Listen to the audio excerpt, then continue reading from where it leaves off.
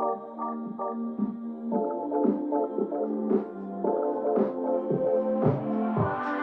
miss that sexy smile, looking forward to see. Tyler's like, stop dancing. Stop. I am so excited. I can't even contain myself today, everyone. My face is lit. I look a little extra glowy, and that is because we have an amazing, amazing guest today. I am so excited. You know I love my health and wellness. I've been wanting to talk to this guy for a really long time. I'm going to give you a little background before we introduce him. His name is Ryan Carter. You may know him as I'm going to say this wrong, Live Vitae. I think that means live life. If I'm saying it wrong, he'll correct me in a second. This guy knows everything you need to know about wellness at a deep, deep level. He's a registered nutritional therapist. He's a sports nutritionist. He's the founder of the health coaching and personalized nutrition clinic, Live Vitae. He is sought out by clients from around the world who seek his advice, people who are suffering from chronic illness, from autoimmune issues, from fatigue, issues with weight, sleeplessness, fertility issues, you name it. He is in touch with all of it. He provides personalized programs that involve everything from the way you eat to the supplements you take to changing your lifestyle. It's comprehensive and then some.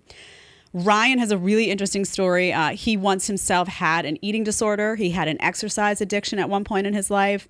He is no stranger to health matters himself. At one point, I read, which I didn't know, he had suffered at the hands of mold exposure that led to some chronic symptoms that he had to fix. He had a food poisoning incident where he took antibiotic therapy that led to gut problems and other problems. I had the same experience. I actually had both of those things as well, which is interesting. He has almost 500,000 followers on Instagram alone that flock to his page to seek his advice. He's doing some new stuff now where it's like grocery store hacks of what to do when you get in, like what to avoid. You got to go on an airplane. You're in a hotel. What do you do? What can you kind of do to remedy the situation of being in that place where you know you never sleep right in a hotel? You never do. You know it. And he is here today. So Ryan, I want to welcome you to Jedediah Bila Live. I'm ecstatic to be talking to you. Where are you, by the way? Oh. You got volume? One sec, Ryan. We're going to get your volume right in just 1 second. There we go. There we go. Where are you, Ryan? Cool. Tell us again.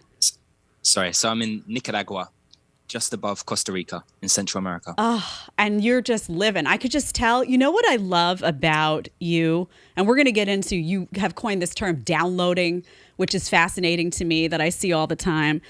What I love about you is that I remember when I first got into health and wellness, it was over a decade ago.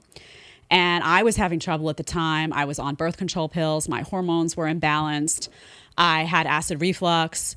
I was struggling with so much, and I was young. So I was like, what is going on? And I went out to a guy who was very helpful, but I remember leaving that session and saying to my friend, honest to God truth, he seems to know what he's doing, but why does he look so unhealthy? It was concerning to me. I was like, he doesn't look like a good messenger for what he's saying. And what I love about you is that you look healthy. You look like you're living the way people are meant to live. So I don't know what to say about that other than that it inspires confidence in what you're about to say. I want to get straight into some of these topics. What I did is I went to your Instagram and I pulled stuff that I'm really interested in and that I think people out there, particularly in my audience, will want to hear more about. And I want to talk to you about some of these things. The first thing that I pulled involved male infertility. Everyone talks about female infertility, but not a lot of people talk about the issue of male infertility. And you have, I'm going to show this to the audience and I'll explain it to you. I don't know if you'll be able to see it, but you had a diagram, a male infertility starter pack. And it talks about the causes of male infertility: heavy metals, lack of sunshine, shitty sleep, thyroid dysfunction, doing too much cardio, insufficient nutrients, mouth breathing, radiating your junk with laptops. And it's absolutely fascinating. And then you had another thing that kind of went along with that talked about wearing polyester underwear and how polyester underwear can reduce sexual desire, activity, and sperm health. So I want to ask you, if you have guys that come to you, this is a key issue that guys are concerned about now, because you see a lot of reports about decreasing sperm counts. And for the first time in a very long time, a lot of conversations about infertility when it comes to men. Where do you start with someone? They show up and they're like, I'm having trouble with this. What's point one for you? I mean, the first point would be seeing where the client, where they're at, like what have they done, just understanding their daily life, what brought them to that position in the first place. So unraveling that and working out, okay, what are they prepared to do? And in this moment in time, what are the low-hanging fruits? What are the things that are really going to be moving the needle when we think about all those obstacles that you just laid out there? And again, there's multiple and ever-increasing amounts of obstacles in our modern society and way of living.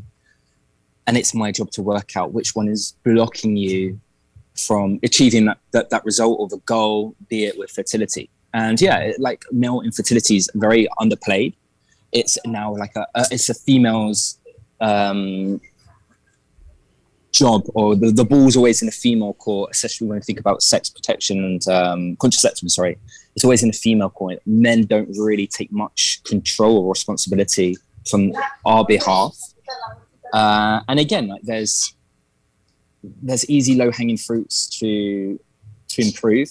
Just even discussing fatty acids ingestion, different types of fatty acids, so fats within our diet, will have different roles within our sex steroid hormone synthesis pathways. Even with the absence of sunlight would be a big one, or even wearing underwear, which would have multiple factors involved with having heat around your junk, which in itself would just lower sperm production and quality. So again, there's a lot of information out there. There's a lot of things, but distilling it and putting it into like an action plan or a systems of operations, a bit like a business model, is essentially what I do in terms of like nutrition and lifestyle medicine. So let me ask you, like you say heat around your junk. Are you not supposed to wear fitted underwear? Is that a thing? I mean, I'll be commando. You're commando? Is that no? But is it? I know polyester is an issue because polyester is basically made from plastic. It's essentially a plastic, so it's got carcinogen properties. It's a synthetic blend of basic garbage. So I know it's problematic at polyester in and of itself. But are you actually saying that it could be linked when you say heat around the junk? If you're not airing your junk out, is that potentially a problem that leads to lower sperm count? And how so? Yeah, definitely. I mean, even there's a big trend now of sunning your balls or sunning your junk on social media. That in itself actually will reduce your sperm count. So again, there's the context there of, okay, how much is enough? What else is going on here? But even like we know, you can do the opposite. You could cool your junk, meaning you could ice your balls and improve your sperm quality. Wow. And increase your testosterone at the same time. So you have to, and how do you figure out whether somebody needs to cool their junk or warm their junk, or what the balance is? So again, naturally the body regulates this. So we have our ball bag basically, and it can drop, or it can I don't know what the word would be, go in essentially, or get closer to our body. And that would be dependent on temperature, which is regulated via the hypothalamus, but locally within our body from various mediators, such as prostaglandins. Again, we don't need to go into the detail. But again, it's locally and centrally regulated, mainly by our brain. And again, if the body is increasing temperature, essentially your ball bags will start to drop and to cool down essentially. And when you're cold, when you're doing like cold therapy a lot, you'll notice that your ball bag will actually like go in and get closer to your body to stay warm. So there's an ideal temperature that you want your junk to be in. Wow. And obviously with the synthetic polyester, the rubbing, the irritation, the heat absorption that it contains, the sweat, the bacteria, all these things have a role there. So generally, I'd be advising most people to go commando, especially if they're living in hot countries. Go commando. But again, it's more comfortable. It's also not gonna lie. Yeah, but it feels amazing. It feels free. It's a bit like Mel Gibson in Braveheart wearing a kilt. I love it. But are you somebody who advocates? Because I have seen this movement of guys that sun their balls. Like they go out and they get sun. they take off all their clothes in their yard or whatever, and are you an advocate for that? Is that something that people should do? Like, there's a health benefit to that? Yeah, I mean, this goes into the bigger subject of sunlight exposure. So technically what they're trying to achieve is increase their testosterone. Okay. Now, depending on the time of day, what type of light is about, it would have the effects or the actual goal you're trying to achieve. So again, like if people are doing that straight away in midday, they'll actually be reducing their testosterone and lowering their sperm quality, because the sun, the UV, would actually be breaking down the tissue locally. So if you do it in the morning, that's going to be a superior way to have that beneficial effect on sperm quality and testosterone levels when there's more infrared, visible, and UVA light, not the UVB portion of the spectrum. Can you again, females can do this as well? Females can get their ladies out, or whatever you want to call them, and expose them too. And again, it's one of the best ways of influencing estrogen, especially locally in your breast tissue. So we're going to get to sun in a little bit, because the sun has been demonized, particularly in modern American culture, and it's causing a lot of problems. I want to get to that in a second. But if you can just speak to, before we leave, one thing about male infertility from this diagram. It talks about, as I said, radiating your junk. Everybody has laptops on their lap, cell phones in their pockets. Can you talk a little bit about why it's important to not do that, and what can people do to protect themselves? We just live in a modern world. People are going to carry their cell phones. It's going to happen. What do you do, and why is it problematic what they may be doing right now when it comes to sperm count, fertility, and issues of that nature? Yeah, so I've actually just written an article about this. Is technology making us dumb? That's the title of the article, and actually just done a tweet thread of how to protect yourself from radiation. But so where would I start with that? So there's the non-ionizing part of the spectrum, or the energy, the electromagnetic spectrum. And this doesn't directly break down DNA bonds, essentially. However, there's some discrepancy in what some of the studies show. There actually is an effect in laboratories, in animals, and there's DNA damage occurring in non-ionizing radiation, which is what radio frequency or microwave frequency would be at. It's very low energy, but it still has the potential to influence our physiology. Now, the testing or the safety guidelines around this is very, very shaky and grey. If you actually look into the way they look at safety, is they basically have a head, or like a head-like balloon of water, and they are basically just measuring the temperature of cell phone radiation. And again, in our modern environment, it's never just one phone, it's never just one Wi-Fi, it's an array of things.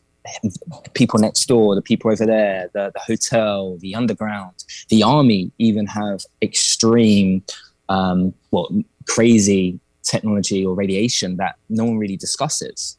And actually, they're one of the ones who do all the research, but unfortunately, they don't share all the information out because it's so alarming. But going back to the point, so again, we want to be protecting our body. And there's a thing called the inverse square law, where the further away these devices are, the more mitigation we have against them from proximity point of view. So the further we apply distance, the more protection that we can have. And again, there's going to be always an effect, but you're just reducing the intensity and the power from the output of where that source is.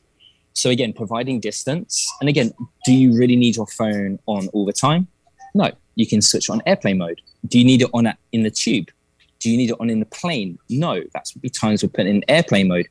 And again, it's kind of interesting to know that when you're in areas of poor reception, your mobile phone is actually working harder to find the network. And it's actually, its power output jumps up considerably. So you're now getting a big dose of radiation as a result of that. Oh, wow. I did not know that. So if you're in an area where you're struggling to get a signal, that could be even more problematic if you have that in your pocket. Or I was not aware of that. That's fascinating. Or even if you're traveling on the roads, like a lorry driver, or I don't know, on a train, you're going from one antenna to the next, and you're bouncing and you're transitioning to different stations. So that has an effect. But again, it's also inducing some heat there as well. And it's essentially just influencing our physiology by changing the polarity of a cell. So it's changing how calcium fundamentally works in our cell, and it causes or creates basically this cascade of free radical signal to do with peroxynitrates, which comes back to the nitric oxide. And essentially this activates certain inflammatory pathways, and your body has to cope. Now, there's also discrepancies within the research. There's conflicting interests. There's some studies that actually support beneficial effects. So it can actually induce bone healing, as an example. So again, it's not like there's not a one size fits all effect in radiation. Different people have different effects, i.e. we're made from different compositions, different water content within our body.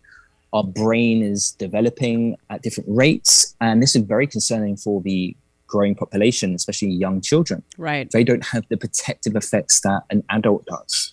So again, it's the abuse, and it's basically like child abuse, giving a mobile phone to your child for whatever reason. It's actually inducing like brain damage. So these kids that you see, I mean, I see them all the time. My kid doesn't have a phone. He's 2.5, but I see when you go to the playground sometimes kids his age that are already planted in front of iPads for hours a day. They're sedentary. They're not outside. They're in front of cell phones. When they're not doing that, they're in front of a television screen. So not only are they getting a ton of blue light, but you're saying that radiation and the impact, I mean, you called it child abuse. What does it do inside the body of a child? What happens as a result of overexposure to these things in, say, a 3 or 4-year-old? Yeah, so you're changing the neural connections between different areas of the brain. So the way the motor function, the cognition, the memory, you're influencing sleep, behavior aspects. And that's when we see the rise of ADHD symptomology coming into the picture. We see disruptions of circadian rhythm. The blood-brain barrier becomes actually more permeable, and that allows neurotoxins to enter. We see issues with handling glucose, as an example, within the brain. And then that's obviously going to have some downstream effects with hormonal outputs, growth development, neurotransmitters, increased risk of neurodegeneration, brain tumors. And again, like the average American like touches their phone 2,100 times per day. I believe it. And that's astonishing. No, I believe it. I mean, because, and now also you have, the influx of, Instagram, you're posting a lot. Even me, I come in, I do this show, and then it involves posting some clips. So sometimes I'll look at my phone and look at the hours, and it's like, whoa, you have no idea. You just kind of lose that time. That bridges me over to another really important topic I want to address with you, which is mental health and anxiety. And there seems to be an epidemic of anxiety and depression going on in the States. In particular, probably everywhere, but I can speak to what's happened in America in the last 2 years in particular. And Big Pharma, when you go to a traditional medicine doctor, you get drugs. That's what they do. They distribute, here's this. And then you wind up with a whole series of side effects often to that drug. But nobody talks to you about what I'm about to put on the screen for people right now. And I pulled this from your Instagram as well. It says, stop, you have anxiety. There's not much we can do for you. And on the right, it says, start evaluating amino acids, addressing nutrient deficiencies such as EPA and DHA, B12, vitamin D, and zinc, correcting gut imbalances, including SIBO, H. pylori, yeast overgrowth, parasites, leaky gut, optimizing circadian rhythm, that's your sleep, releasing emotional blocks, managing cortisol, any form of movement, glucose regulation. And then you had another couple of sheets up about anxiety that said, you have anxiety, or do you have anxiety, or are you magnesium deficient, B12 deficient, in a toxic relationship, sleep deprived, vitamin D deficient. And you close with a lack of sunlight can lead to a lot of these symptoms as well. So how readily can you say, I'm sure you have clients that come to you and say, I have anxiety, I'm depressed. How effective is it in treating those things without traditional, medicine drugs, and instead looking at nutritional profiles, gut health, vitamin D, and these things you're talking, do you have success when you utilize these mechanisms? 100%. What do you think is the leading cause when someone comes to you, that when you do profiles, are there a few things that stick out that typically you'll say someone with anxiety or depression will, the vast majority have this going on? Or can you make some sort of general consensus about the things I just mentioned of what many cases you've seen have involved? Yeah, so functional medicine, which is like a branch of medicine which thinks they're slightly superior to allopathic and alternative or conventional medicine. So they think it's just like there's one root cause and treat the root cause. It's really never like that in the clinical picture. There's literally everything you just mentioned. There's some sort of disbalance or imbalances going on there. And again, like we can always get caught up on like the anxiety. But again, it's never just anxiety. There's also going to be other things involved there. And again, it's always going to be coming back to what's stopping you from actually having optimal health. And if we focus always and put the lens on optimal health, all these symptoms, and again, symptoms are just messengers of the body, all these symptoms are going to be resolved at the end of the day if we always have the trajectory of optimal health, what's stopping you achieve optimal health. And again, obviously addressing these things, and again, going back to the beginning, what we discussed, which one is the most important for you to be prioritizing? Because again, not everyone can spend 4 hours in the morning to do a morning routine like Ben Greenfield would tell people to do. And again, the reality is people are short on time. Time is the most precious asset that we have. And again, it's about me to streamline and get to the point that's going to drive most yield. And again, there's various things which we can put together. We can kill one bird with two stones in certain scenarios. And again, when we start shifting the actual ecosystem and the lifestyle, the environment, what ends up happening is like we become more efficient with working with our body. The actual modalities that we're trying to induce, whether it's an antimicrobial phase or whether it's just tweaking or optimizing something with a supplement, now your body is actually more efficient and more susceptible for the change. Mentally and physically. Let me ask you this. Somebody comes to you and buys, you can go on Ryan's site, by the way. I actually utilize Ryan's site very often because there's a section with product recommendations. I actually just ordered 3 things from there that involve some blue light blockers and all that stuff. I'm very passionate about this stuff, but you can go on there and also purchase programs to work with you. So what does that look like? Because I've been to functional medicine doctors. I've been to doctors who define themselves as holistic. And my challenge has always been that they run a ton of blood panels, and I mean a ton of blood panels, and then you wind up with a drawer full of 80 supplements that you have to take that I don't want to take all that. Like that stresses me out. Now I've become stressed out about the process. So what does that look like? Somebody shows up. What do you do? Yeah, I mean, I hit my head against the table basically. So this really irritates me. Again, slightly what we just touched on before, how functional medicine think they're superior and their methodology or paradigm is better. Essentially what they're doing is swapping drugs for supplements at the end of the day. Sure, they're much more natural when we're looking at things such as L-theanine or ashwagandha or licorice root extract or something like that. But again, you're still trying to push the body into something without actually understanding mechanisms of actions and why the body is getting into this place in the first place. So what do you do labs? Like, do you do detailed labs on people, or what does that look like in terms of your treatment program and what you do differently? I'm curious. Yeah. So again, I'm very different. As you can see, I don't have like an official office. I'm not wearing a suit and tie and pretending to be almighty. I keep it real. So again, if I can run any lab I like, I can do anything. But again, what am I trying to see? Is this test actually going to tell me something that I don't know? Is it actually going to provide validity? Is it actually going to be making sense on a financial standpoint? Is it going to change the trajectory or what I would be recommending in the first place?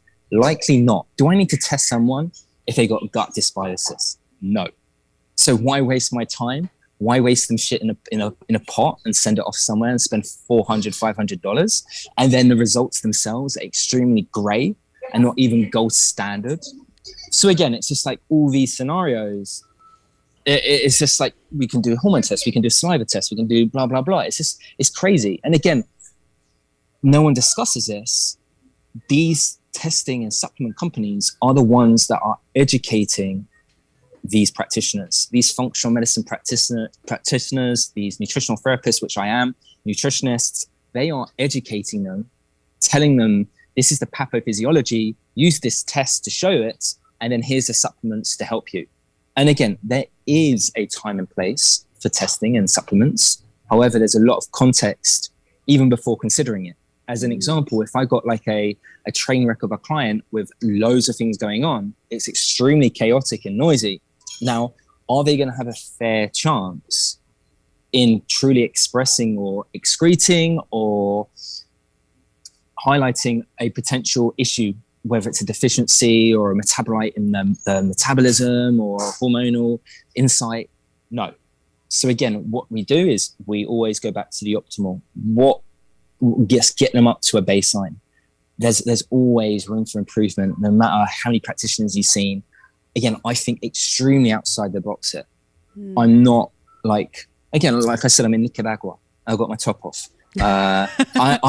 I'm way outside the box, but again, my head's in reality. I meet clients where they're at and what are they capable of. Yeah. Again, meaning I don't have a bias. I try to I do my best at removing my bias and the way I do things, and always see it with like empathy and, okay, why is this client doing this? Or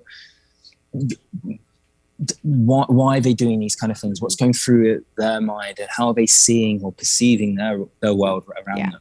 Well, I just want to tell you, Ryan, you have inspired me to an extent. I want to show you something. I'm going to take look at what I'm wearing. Can you see this? Yeah, I have a grounding shoe on exclusively because I followed Ryan's Instagram and got really into this whole concept of grounding. We're going to get to that in a second, but I'm a New York City girl. I come from New York City.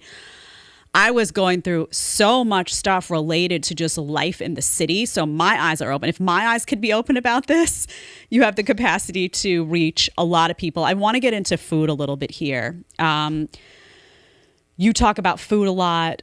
I want to talk about red meat. I want to talk about beef in particular. You do a lot of coverage of that. I watch you eat the organ meats. I'm not quite at the organ meats yet, although my son loves them. We order all of our meat from now a farm, local farms. I've gotten really into this. But when I was growing up, like I said, when I first had that bout with acid reflux, I was immediately told plant-based. Go plant-based. Plant-based will fix everything, get all of the meat out. They directed me toward the China study. I don't know how much you know about the China study. I was told meat is inflammatory.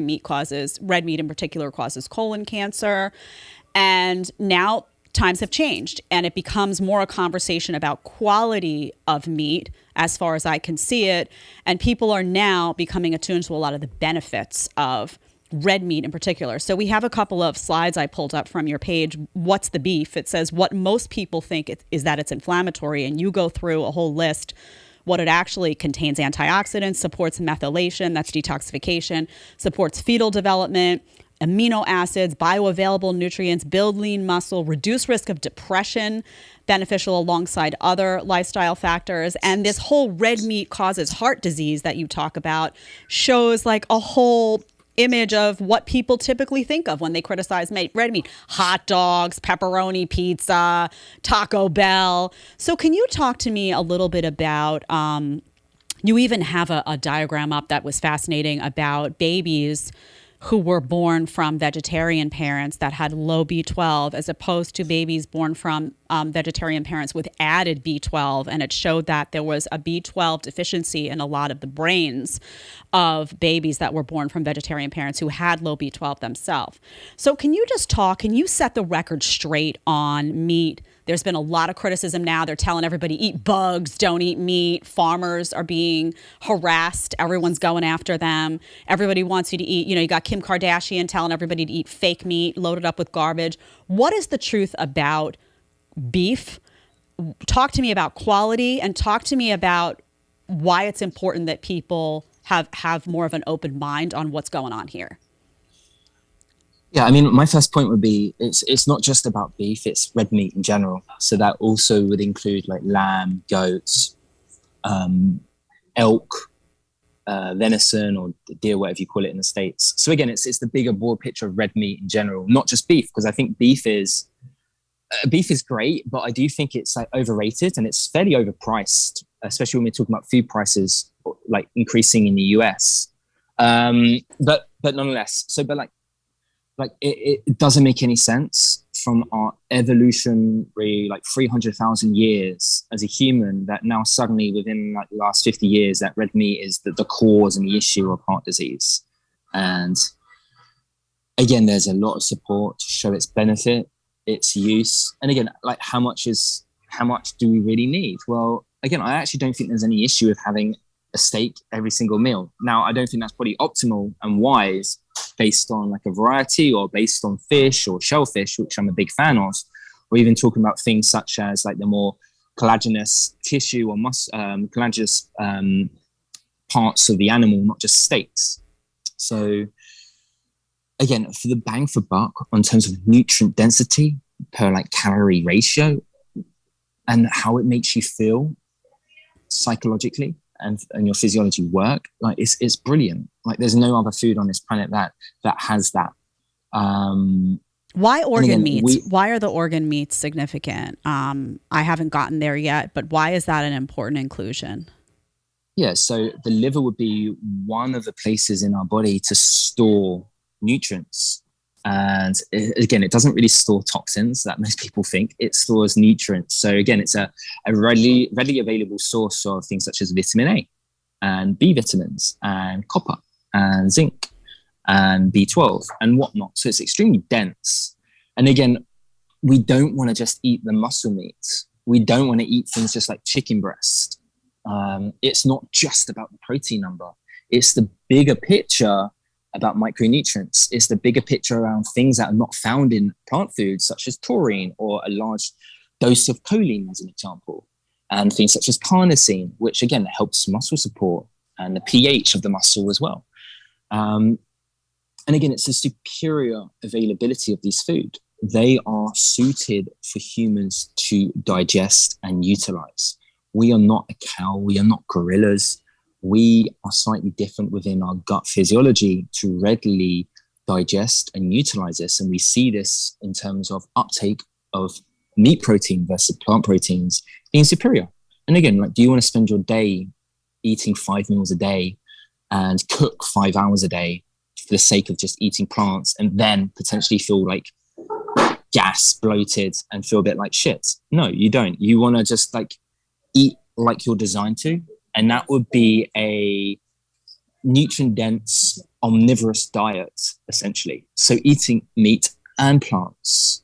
Mm-hmm. So you mentioned shellfish. For a long time, I was told to avoid shellfish because they were like, oh, that's bottom feeders. Don't eat. They're at the bottom of the ocean and they absorb, the most amount of toxins. And so why is that false for people who've been avoiding shellfish and only eating, for example, wild salmon? End of story for the fish. Yeah, so like wild salmon is great, but shellfish is essentially one of the mechanisms involved how humans evolved from a primal ape into a sapien, essentially, or homo. So essentially, the ingestion of the shellfish and fish, the amounts of DHA and the brain thyroid specific nutrients such as copper, zinc, B12, iron, selenium, and iodine helped shape and develop the brain and evolved from an ape. And that's why we are like the most advanced species on this planet, is from the ingestion of shellfish at this key critical time in our history. And again, humans evolved from waterways, from coastal paths, hence why major cities around the world are very closely linked with rivers and sea. Because again, it's a readily source of nutrients and energy supply. In terms of like the concerns with the toxins that shellfish apparently have, now there is concern with things such as cadmium, but things such as like mercury, there shouldn't be any concern with oysters in mercury whatsoever.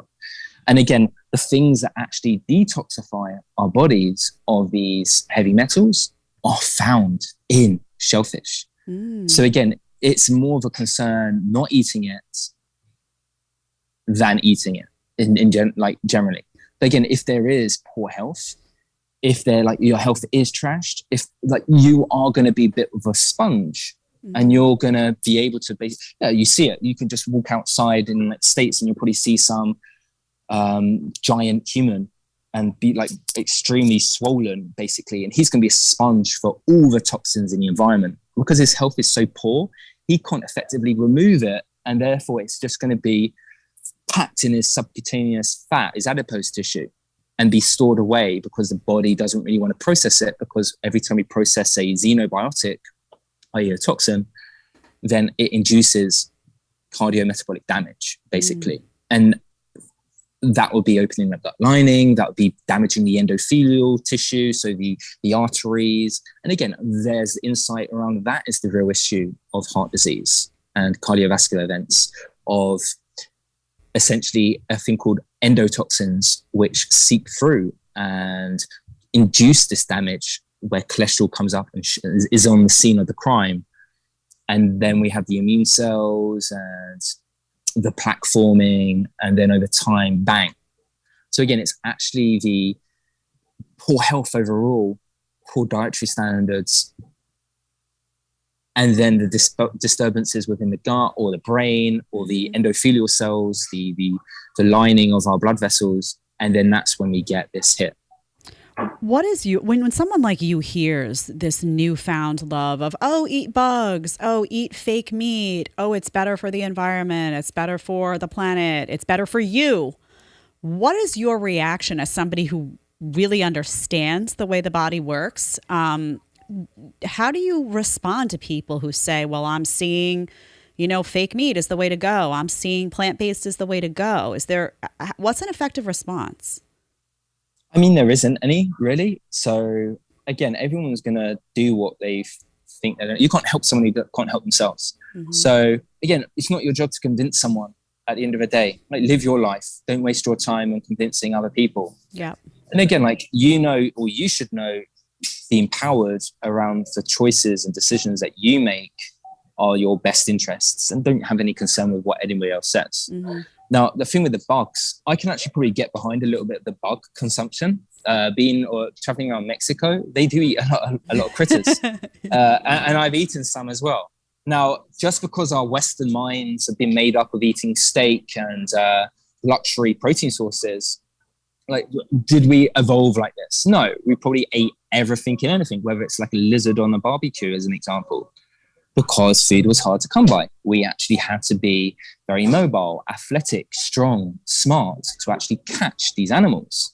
So again, I wouldn't dismiss the consumption of bugs on that terms. Now, whether you need to powder them up and put them into a protein shake, I'd actually probably draw a line with that.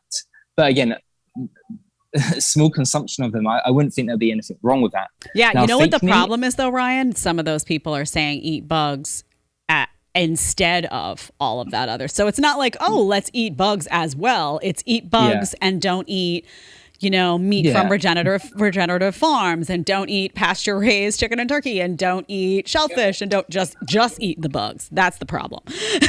So that would be quite 100%. Problematic. Can you just talk briefly before we get to sleep? How important is it quality wise, like the quality of the meat versus meat you buy in a grocery store? How much does that matter? Yeah, so that graphic that you mentioned about the B12 deficiency in the parents and the brain damage that child had, which was actually reversed within the introduction of a B12 supplement. Now, for them, if they just ate, whether it was just conventional beef or whatever it was, lamb, like, they'd get improvements. So again, like, in an ideal world, everyone would be eating in a sustainable way, regenerative practices, because again, it's better for the environment. It's cultivating for future generations. But again, not everyone has the access, not everyone has the finances to do so. So again, I think I wouldn't put that as a breaking point. And sometimes, like, I would be out and I couldn't find any well-raised meat. I would still go for conventional. It's better than eating bugs galore or pseudo meat at the end of the day. Yeah. And not a lot of people are eating enough protein, and any form of protein is beneficial. Again, most diets out there, if we actually bring this back, like most diets, if you went on a vegan diet, for the most part, you would start to pay attention to your protein intake because you have to. Like most diets in the paleo sphere, protein. You want to go on a low calorie diet to lose weight? Well, protein again. Everything always comes back down to the protein, these amino acids, which are the building blocks of the body. And there's certain ones which are more important to a certain degree than others. And that's why, another reason why animal food has the biggest bang for buck with things such as methionine and cysteine. And again, that's going down to sulfation, that's going down to methylation, these certain pathways of the body to do with detoxification and hormone production or circulatory pathways. So again, whatever your entry point, just eating meat. And then if you've got the ability to purchase or support a local farmer, then do so.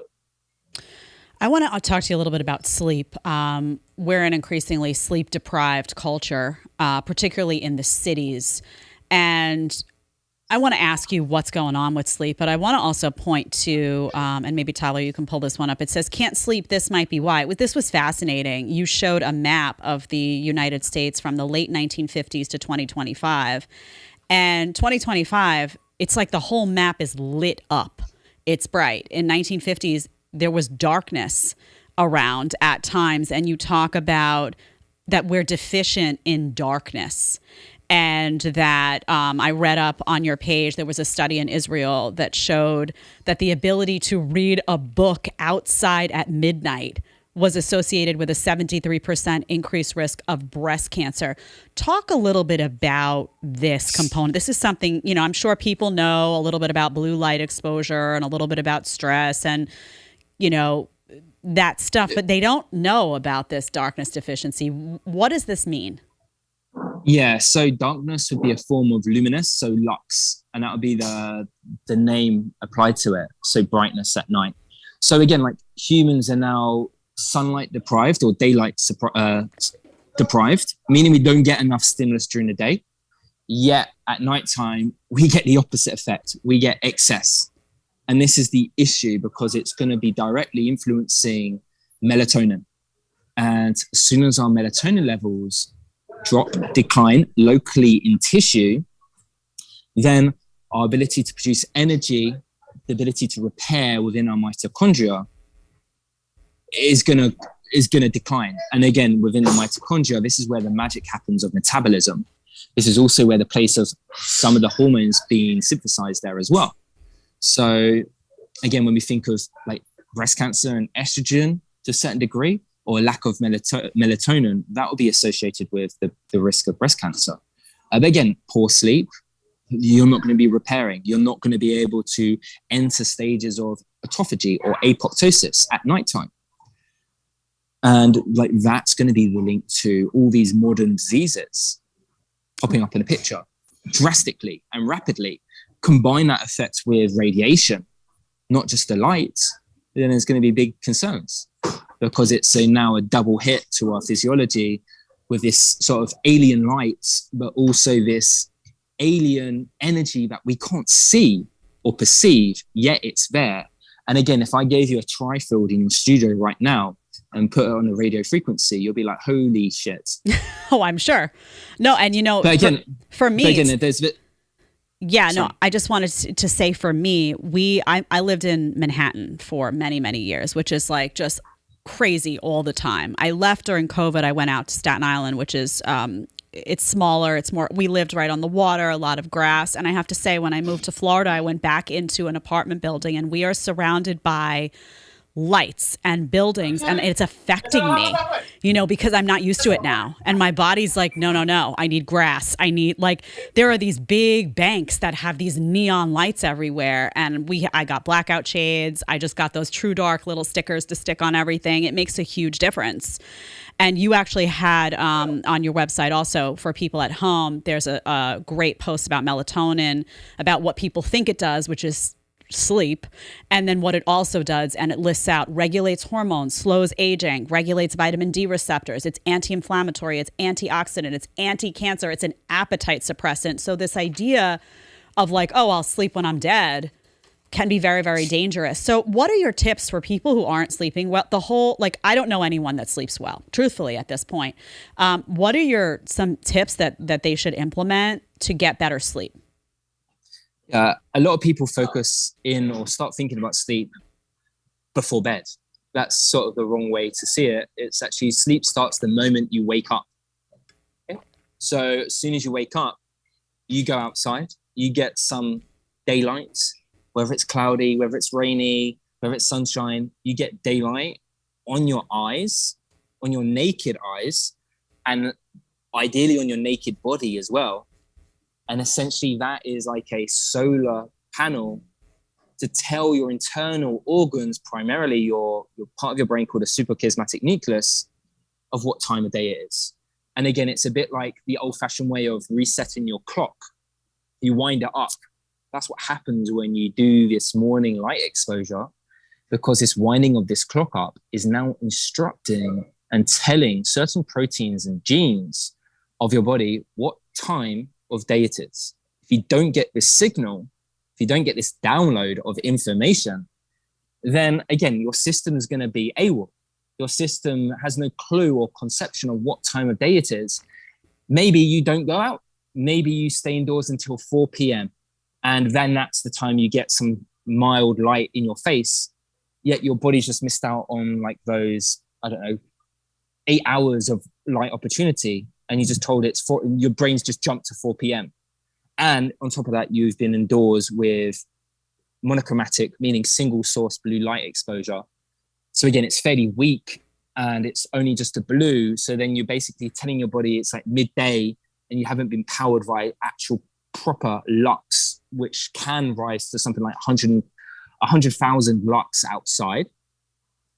And then in the building, it'll probably be about, in a bright building, probably be about like 300 lux. So there's a big discrepancy of the power, intensity of setting and entraining the circadian rhythm, the downloading of information within the photon. So the downloading of information and energy within sunlight or lights, because light is a form of energy. So there's information within that light that the brain and skin need to set the rhythm, to allow our physiology to be working optimally, efficiently. And then we can actually have better glucose responses with food. We don't have acid reflux because now our brain knows what time of day it is and can secrete histamines or acetylcholine, dopamine properly, and tell our stomach or our parietal cells within our stomach to produce the hydrochloric acid, as an example.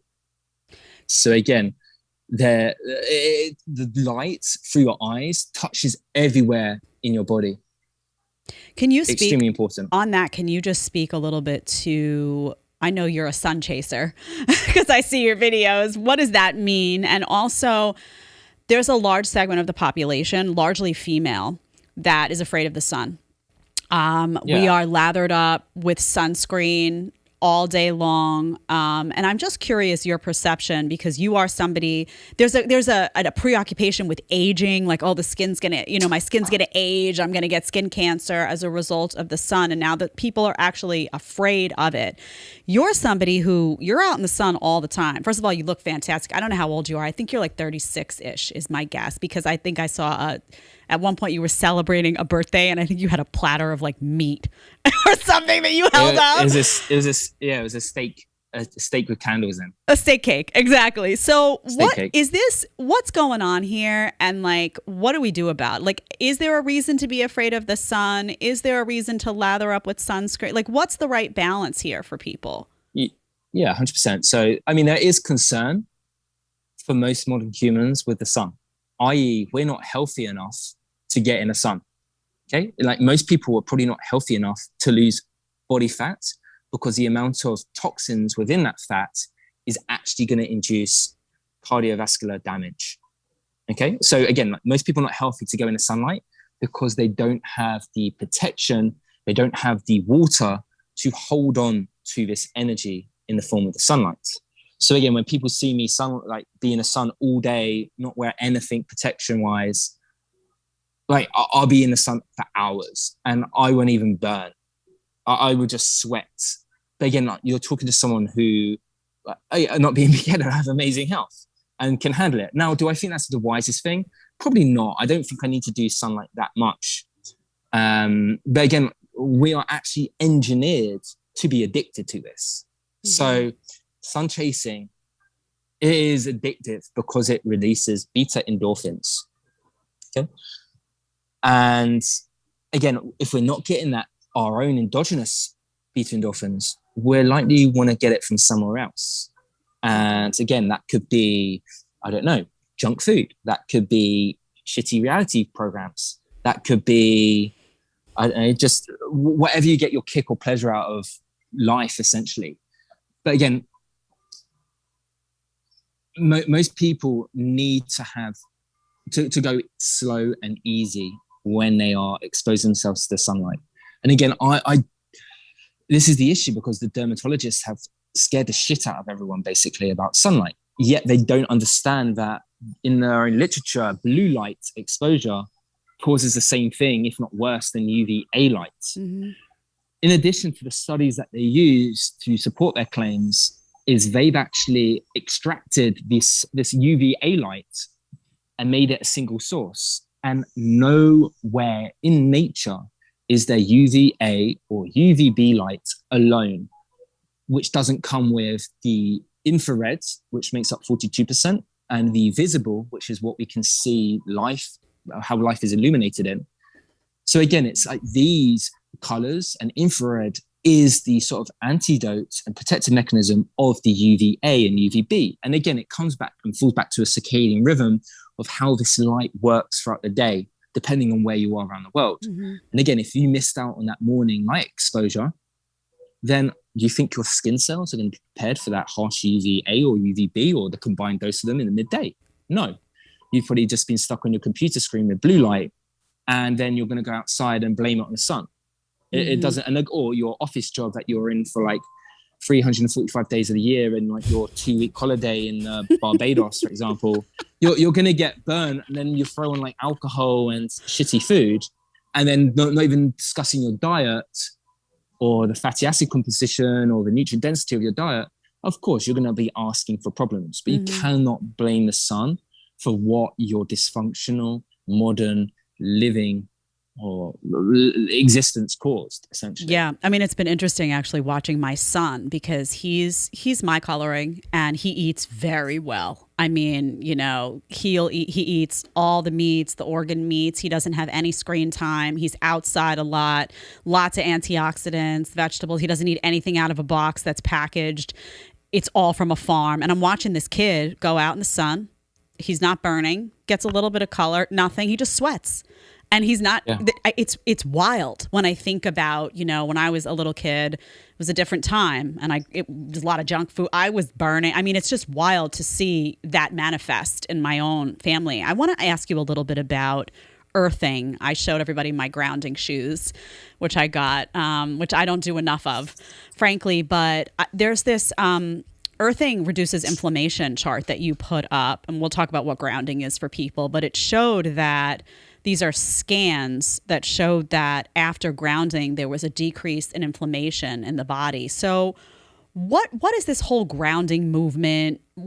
Talk to me about these shoes I bought, why they're so, I mean, I do honestly feel different as a result of doing this for some time, but what's going on here that people are missing out on that aren't connecting their feet to the earth on a regular basis?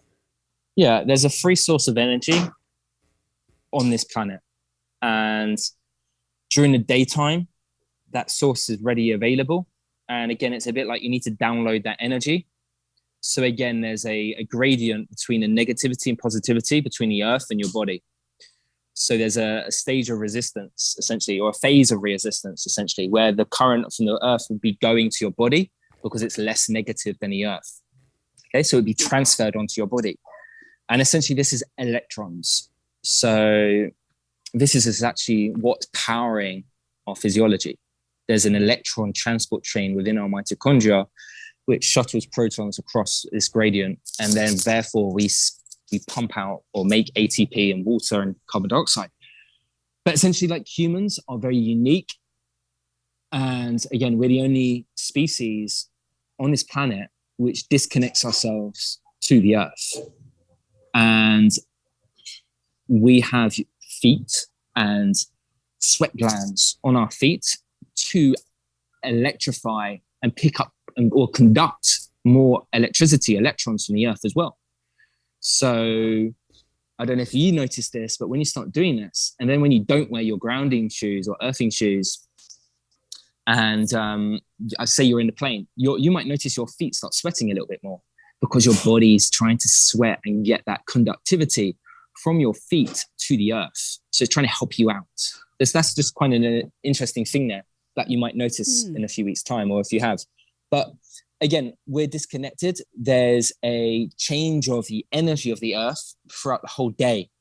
At nighttime, it sort of changes again because the light hitting the earth is changing how the core, the sort of iron mantle core of the earth is charging energy essentially.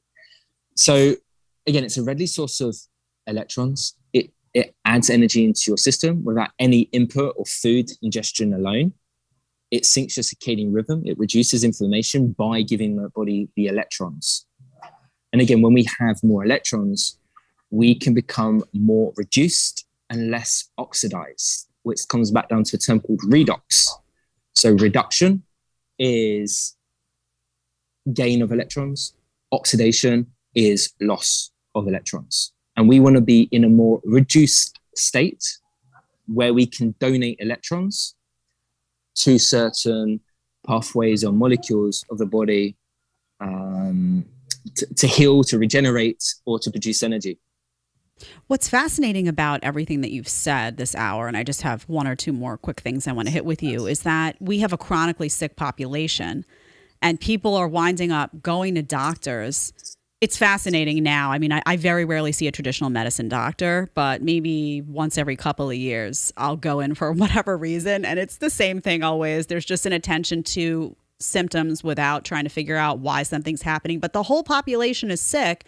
And no one in those conventional circles is talking about any of this. They're not talking about sunlight. They're not talking about food. They're not talking about grounding. They're not talking about any of this stuff at all. And I wonder how many people wouldn't be medication dependent if they actually had significant lifestyle changes and figured out what was actually going on. I want to ask you two questions to close out. One is, what do you say to people? People ask me this all the time, that are constantly hungry. I'm one of them. I eat really well. I'm constantly hungry. Is that a problem that you see people raising? Like, is that an indication of like, what do you, where do you dig for something like that, for an answer to something like that? Yeah, I mean, again, what's going to be controlling hunger? It's going to be your brain. So understanding what's going on within your brain centers, which should be influencing hunger. So again, what's your environment like? What's your fuel substrate like? What's your glucose levels like? What's your fatty acid composition within your blood, within triglycerides? What's your sleep like to a certain degree? That's going to be influencing hunger. Are you actually eating enough? And again, there's a large majority of the female population which don't eat enough, and they're scared to eat, or they're scared of calories, scared of food, scared of eating fats. So again, maybe you're not eating enough, and you'd probably be surprised that you probably could increase your energy intake by like 10, 15%, and you probably won't even gain any body weight whatsoever, but your physiology be much better as a result of it. And again, there's various times of the year where your hunger will be changed from the environmental point of view. So summertime would be a time of growth, reproduction. The wintertime would be a time of famine and regeneration, as long as you give the body those signals for these two different pathways. And that will vary depending on where you are around the world from the environmental point of view. So again, are you just submerged in this like health space and just always being shown food or thinking about food? Are you being targeted by these ads? And again, are you always on social media and you're just seeing recipe content from people? Like this Very in itself is going to be turning on your brain. Yeah. Like how much of his psychological aspect is this food? Are we just indoctrinated, I can't pronounce the word. Are we just basically manipulated just thinking about food all the time? Is this actually a problem? I definitely do think so. And again, it's on the verge of like disordered eating, where you think you need to be eating all the time or thinking about food. But again, it is really interesting because food is so intertwined within our behavior from an evolutionary standpoint, because we would have been so, the food would have been so scarce, and now it's completely the opposite. So the tactics that we have to induce have to be slightly counterintuitive to the human body in this day and time. Does that make sense? It does. It does. And I'm sure stress plays a role as well, because when you're stressed, that's what we're trained to do. You like sit and reach for whatever's in front of you. And it becomes like, I know for me, I mean, I definitely do eat enough food. You don't know me, but you'd be surprised. But I can take a few guesses as to what's going on with me. But I think in general, stress and just being surrounded by the 24/7 world that we live in, where in many of these cities in particular, there's never a downtime, is part of the problem. I want to ask you a question about, to close out, you used to operate, my understanding is, out of a clinic in London, and you took on this journey of, you're really like kind of a nomad right now. You're kind of everywhere. How has that been for you? Has that taken your health to a new level to now implement this stuff that you've been talking about with the grounding and the sun and the getting all different types of local foods? And what has the impact of that been on your health? And do you feel like you have new insight now to speak to people about in light of that change and that experience? Yes, definitely. Before coming out, or before being a nomad in the UK, I was like living this lifestyle as well. So I was like, I drive a scooter or a moped, whatever you call it out there, and I'll be just wearing like shorts and like my earth runners, the grounding shoes, and I'd still be doing that. I'd be walking around with no top off, like even in the winter. Like I've been practicing this lifestyle for such a long time, and it is what it is. Having said that, leaving the UK and going to superior places with less population density has been even like taking it to a new level of like maybe 10-15% in terms of improving my health. Now, the thing here is like, again, like I said at the start, I can't get caught up and expect everyone else to do what I do. Mm-hmm. I don't have the responsibilities of a child. I don't have any family dependencies. I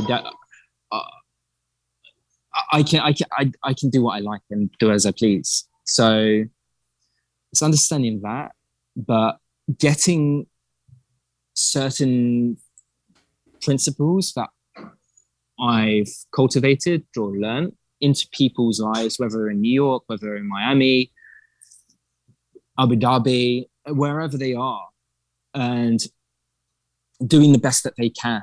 Mm-hmm. Whilst obviously maybe there comes a point in their time where they can move. They have a choice to move, where they can now go from, instead of living in Silicon Valley, now they can actually choose somewhere else in the States. And I can give them insights. Okay, where's probably the best place to live in the States? Be it with weather, be it with cell towers, be it with maybe taxes as an example. So again, like we can apply this as well. But yeah, definitely my health's improved. I don't think there's some people who like to see people in person and like their official clinic room. Mm-hmm. But again, like, I'm not prepared to sacrifice my happiness and my health and time to work with these kind of people. If people can't take me seriously with my top off and like practicing what I preach, then I'm happy not to work with them, basically. But again, I'm very grateful to be in a position to choose. But again, it's also coming with the insight of like, I don't know anyone else who has as much skin in the game in terms of like learning than I do in this like nutritional therapist space, essentially. So again, like this is like me being here is like probably the graft of like 10 years, maybe not 10 years, like 8 years of like pure passion and dedication going in this. Like reading every single day, no, just annoying like girlfriends and the amount of time I like learn. And again, maybe it's the wrong business model as well. Maybe I would say my business model is probably not geared for upselling and like, oh, I'm this entrepreneur sort of nutritionist and like just I don't selling know. myself. I think there's a whole segment of the population that is tired of all of that and has found it's just been unsuccessful for a lot of people. You know, they're tired of walking to the clinic and everyone looks great and polished and everything's beautiful, and you walk out 6 months later and you're broke and you still don't feel well. So I think that's exhausted a lot of people, and they'd rather see someone living it and not worried about appearance, but that's gonna, you know, not worried about how fancy everything looks, but more like living what they're saying. At least for me anyway. I've been in all those upscale New York City clinics, and I remember when I had Lyme disease, I've referenced it on the show all the time because I had mold toxins at one point I was living in basically a mold. There was mold growing under my house and I didn't even know it. It was insanity. But I remember going into those fancy offices and many of them would just not know what to do with me. It was like, oh, well, we'll just, you know, do these supplements for a month and everything will be fine. It was just absurd. So I think there's an appreciation for this. Tell people how to find you and what they can, if they're interested in working with you, how they go about doing that. Yeah, the best place would just be going to my website, which is livevitae. And you said it right, by the way, at the start. So livevitae.com. So Awesome. livevitae.com. You can sign up to my newsletter there. You can follow me on social media, same name, Levite. And again, there's the opportunity to book in a discovery call if you want to find out more, discuss how I potentially could help you, and if we could work together. So that's the best place for via my website. Okay, awesome. Ryan, thank you so much. I'm sure I will be reaching out at some point. I'm genuinely curious what you'd have to say about me because I'm a bit of a hot mess. Just going to put that out there. But thank you so much for being with us today. I hope you chase that sun. You look very happy and very healthy, which is good. And I want to thank you for your wisdom today. I really, really appreciate it. Thanks so much. Thank you. Thank you. Pleasure to be here. Of course, everyone, thank you for joining us today. Don't forget to hit that like button, to hit that subscribe button. We're going to be bringing to you a little bit of different stuff. I told you that week to week, trying to enrich you in every way possible and have you live the fullest, healthiest, most amazing life possible. So that's what I'm here to do. We will be back here on Monday at 1 p.m. Eastern time. I hope you enjoyed it. Definitely check out Ryan's stuff. He is I don't even know what to say. The wisdom it's insane. I don't know how you get that deep. I'm getting there though. I'm telling you, man, every day I come home and I'm a little deeper into the wellness arena and I'm absolutely loving it. So thank you all for being with me today and with Ryan today. We had a great time and we'll see you on Monday.